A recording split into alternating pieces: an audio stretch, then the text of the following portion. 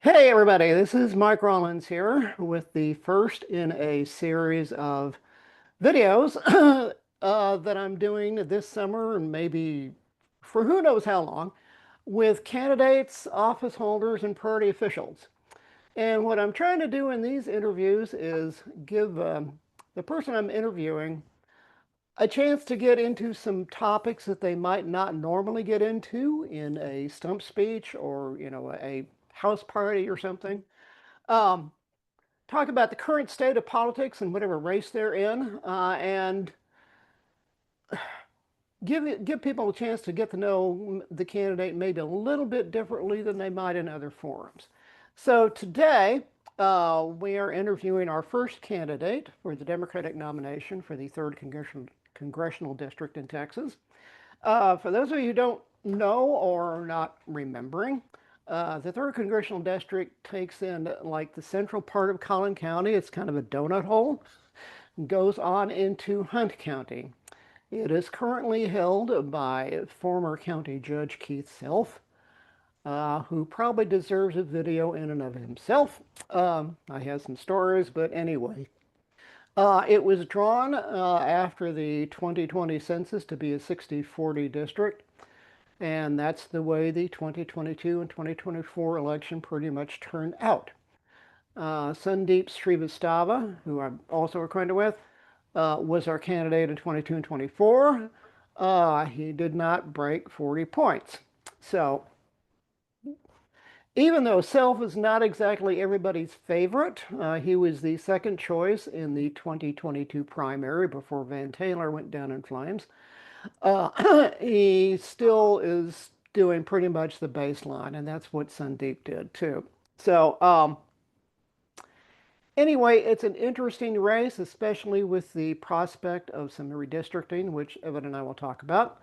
So, again, welcome. This is my first guest, Evan Hunt, running for CD3 nomination. Welcome, Evan. Thank you, Mike. I appreciate being your first guest. I appreciate the opportunity to have a deeper discussion. I'm happy to be here. Great. Well, I'd like to ask people, well, I like to ask candidates anyway, to give their 1 or 2 minute elevator speech, just so people know a little more about them, and then we can get more into some stuff that they might not pick up on from your website. So, Okay, thanks, Mike. So I'm Evan Hunt. I'm running for Congress in Texas's third district against MAGA poster child Keith Self, known for quoting Nazis and bullying and misgendering the marginalized, and a Freedom Caucus champion, self-proclaimed defender of small government and the budget, even though he just voted for the big beautiful bill. So Keith Self is, like Mike said, a guy we could talk about a long time. But really, the reason I'm running is broader than that. I'm running because there's a trend in this country that has me very concerned. This is not the country that I think our ancestors and our parents, our grandparents marched for and fought for. It's not the country I went to war for, and it's not the country I want to leave to my kids.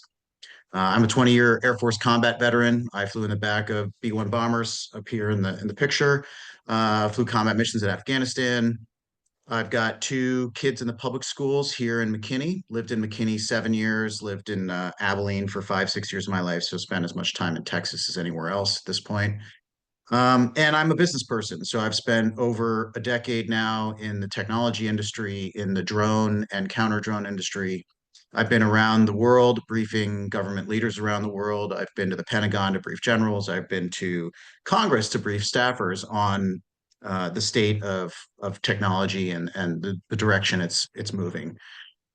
And so I'm the guy to beat Keith Self. I think it's time for a change. I'm really disgusted by the current focus in American politics on winning. We all know what being from the land of the free means. It means you can say what you want to say, worship where you want to worship, love who you want to love, and be who you want to be. And we're the home of the brave because we always try to do the right thing, no matter how hard it is. And even though winning's important, what's really important is doing the right thing. And I feel like we've lost touch with that in our society. And certainly leaders like Self and Abbott and Trump and every MAGA extremist in between perpetuates this message of winning at all costs. And it's time for a change. It's really time for a change, not only for all the reform that's desperately needed and we all know what the real issues are: healthcare reform, immigration reform, support for our public schools, support for small businesses, defending the Constitution, support for our retirees and vets, and rebuilding our coalition alliances. Those are the real issues. But we seem to get constantly distracted by, frankly, issues that will not enable us to win. And those issues are covering up a bigger problem, and that's that our middle class is shrinking as opposed to growing, and the ultra rich is the fastest growing class in America. And so, look, I want to return to a government that works for people. I want to return to government that enables the middle class to grow as America's superpower. And there's so much real work to be done. We need to get away from the drama and the partisan politics, frankly, and just get back to real work. Um, and I'll stop there. You can find out more at electevanhunt.com. You can get involved. We've got a great volunteer group. We've raised $118,000 in our first quarter, which is That's good. pretty unheard of for this district. And Sandeep Hmm. has endorsed us. Good. And yeah, we've got a long way to go, but it's really exciting. So thanks, Mike. Well, thank you, Evan. I'd like to follow up on some of the themes that came through when you were talking about there, and they really touch on something that I have been mulling over for several months. I was at a gathering last night where I shared with somebody that, that they asked, What's the biggest problem in American politics?" And my point was, I've been involved in partisan politics for 20 something years now. I had some successes in helping people out and getting sub movement. But on the other hand, in a lot of cases, it's felt like pushing on a string. Especially, I mean, there's so many limitations on what the party can do. But anyway, Yeah, as I have pondered that, um, what occurs to me more than anything is, politics is not something in and of itself. Politics is a reflection of where our society is. And you're exactly. talking about this isn't the country you grew up in. I'm a bit older than you are. I remember it was like growing up in the 50s and 60s. I mean, we had a lot of problems back then. I won't get into all of them. People are aware probably. But, some of the things we did have is we had a lot more, and this is something people probably hear more from me over time. We had a lot more cultural cohesion. We had some shared values around telling the truth, being honest, doing the right thing by people. I mean, it was reflected in the TV programs at the time. This is, three networks. They all kind of told the same stories, whether it was cop shows or cowboys or, whatever. So you talked about that in relation to your candidacy. And I know, okay, a candidate is not a preacher. They're not going to get up in a pulpit Right. and lecture people about what's right and wrong. But still, I don't think you can really be successful as a politician in today's environment with the way things have degraded so much. You can't address that topic and relate it to policy. So, Right. what can you elaborate on with that? Does that resonate with you? Does that match what you're Well, seeing talking to voters? absolutely. So look, the slogan for our campaign is service before self. I think that's And great. it's convenient because Mhm. Keith Self is my opponent, but I genuinely mean that because I've been serving our federal government in one form or another since college.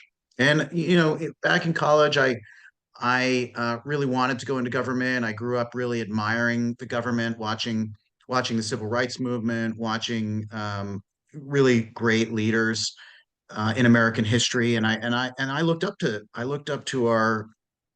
elected representatives, and I admired the process. So I was a history and political science major, and then when my senior year hit September 11th, Mm. uh, we watched the towers fall, and I felt called to serve in a different way. So I marched down to the recruiter's office. I signed up for the Air Force, and really from that day forward, I went down a rabbit hole in the military. It was a fantastic experience. And I thought that would be the way I serve my federal government through my military service. And I really gave up on any aspirations of ever becoming an elected official. And frankly, you know how it is as a regular person. You see why people don't want to run. I mean, Yeah. it's a terrible process. It's like, why Hmm. put your family through it? It's not it's not really a good job in any sense to be a elected representative. Yeah, So at this event I went to last night, the moderator asked, why do people not want to get into politics? And I said, because it's a nasty business. And everybody said, yeah. yeah, yeah. I mean, somehow people get rich in government eventually when they're really embedded, but certainly it's not it for people starting out, it's not very attractive, and that's why usually only very well off people run and win. So my only point there is um I probably would not be running for Congress if I wasn't so worried about the soul of our nation. Right. And actually, when I talk to voters, that's what people are worried about. We grew up with this idea of the melting pot, of Mhm. recognition that diversity and our immigrant heritage are our greatest strength, of a trust in our institutions, in and the fact that big money can't corrupt our institutions. Frankly, in the trust for the rule of law and the judiciary, and trust in the public education system. And I think most Americans, when you really get down to talking about policy and specifics, most people land in that realm. The Mhm. challenge is you just have to get there. Right. Um, and that's why when I talk to MAGA or Republicans, I try to get to issues as quickly as possible because So, we need to transcend the party lines and get to talking back to issues where we can have healthy debate and compromise and move forward. so that's one thing I wanted to talk to you about specifically. Every Democrat out there, every activist has at least two opinions on what the message ought to be.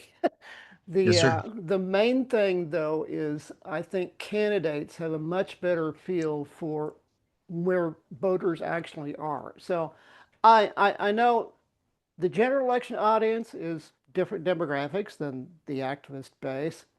Yeah. What are you actually hearing from the voters? Now, you're probably focusing more on the base right now, but you did mention talking to some of the MAGA voters. What are you hearing from people? What kind of feedback are you getting? What topics resonate with them? Well, it's always surprising what topics get through to the independents and Hmm. the Republicans that end up leaving and converting. So I've actually met with many Republicans who feel like they didn't leave the Republican Party left them. I've heard that a And lot and too. yeah, and I totally agree. The Republican Party has really turned into this MAGA movement, and so there are people that frankly have conservative values when it comes to things like balanced budgets and small government, that feel abandoned by the Republican Party and frankly feel called to kind of take a stronger stand and stand on the side of the road at a No Kings rally, Hmm.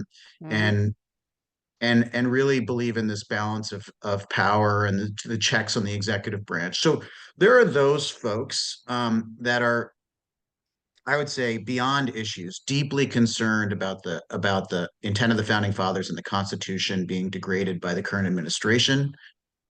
Um, and then yeah, you've got the you know how it is, Mike, probably 80% of the people in the middle that don't really even follow politics. A lot of people don't want to follow politics because it's depressing.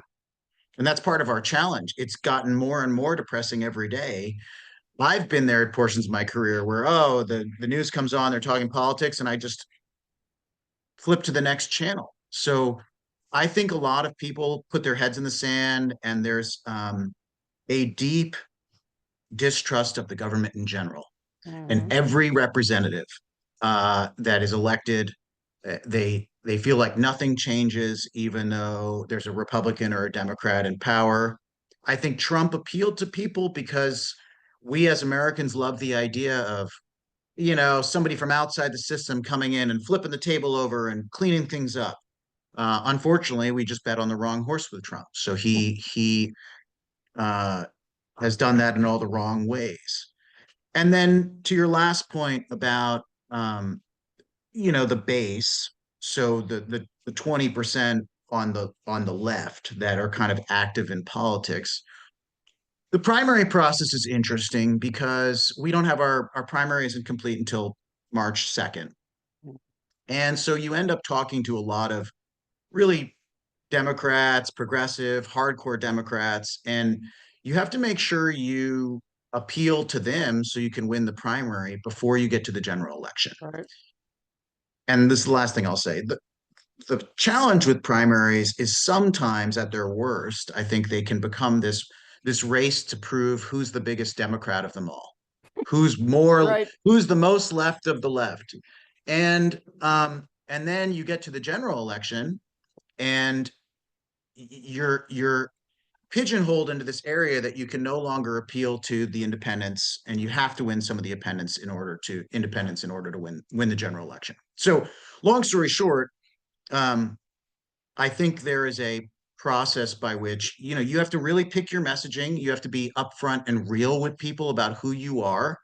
Try not to trigger them on their issues. Try to offer a bold vision for the future, and carry that message into the general election, so that by the time you get to the general, nobody says, "Oh, well, you said this in the primary, but now you're changing your message." I have no interest in running if I have to change my message. I kind of Right. who am Right. who I am, and people will decide if they want to get behind me or not. And that's really the point of a primary: is get people to know you, and then they get to pick who they think will best represent them and who they think can help us win the general. Great. Well, I think you pretty well covered what I was going to ask about how you plan to win the primary in general. So thanks very much for hitting that. Thank you, Um, sir. we're getting up about a little actually past the time I had allotted, but I do want to ask one more question, which actually has come up this week for me. You're aware that our governor Oh, has yes. put the on the call for the special session. Uh, I think probably one of the real reasons he's calling it special, because he doesn't have to call it for flood relief, he can do everything himself, is congressional redistricting. Some of the inside scuttlebutt I hear is that CD 32, currently held by Julie Johnson, which is, thank God, my Democratic representative finally, Yes, Julie's great. Yeah. uh, may be a target. So we all Hmm. know how this works. They'd have to move some Democrats from that district into adjoining districts and back and forth. You know how the mishmash works. So, kind of the bottom line here is that, this is all speculation at this point, but it seems, the race might actually be closer if they have to narrow some of these 60-40 district margins down to 55-45 in order to crack some of the Democratic districts. They did a good job of packing and cracking last time, but Yeah. all they have to do now, left to do, I think, is cracking, which narrows their margin. So, what's your take on that and how it might affect your campaign, if at all? Yeah. So one note that I have to make there is, I mean, which you mentioned, the fact that they used the Kerr County travesty Yeah. to as an excuse to call this special session, uh, after accusing Democrats of trying to politicize that tragedy. Yeah, I mean, really. that is politicizing the tragedy, calling a special session, and then they didn't even put on the first agenda in the special session anything about the floods. They Right, put right, on this redistricting, and we right, all know why. It's because Trump told Abbott to do it, and Trump right. told Abbott to win back 5 seats. Hmm. So my thinking on this has evolved a little bit. I originally thought they wouldn't touch CD3 at all because, to your point, I'm not targeted. Third district hasn't been represented by a Democrat since 1968. Right. Keith Self has won by 20 points. I mean, we're technically in R plus 10, but um, I thought that feel good enough about their district that they wouldn't try to help Keith in any way. Hmm. Oh, they won't try to But help him. They'll take votes from him.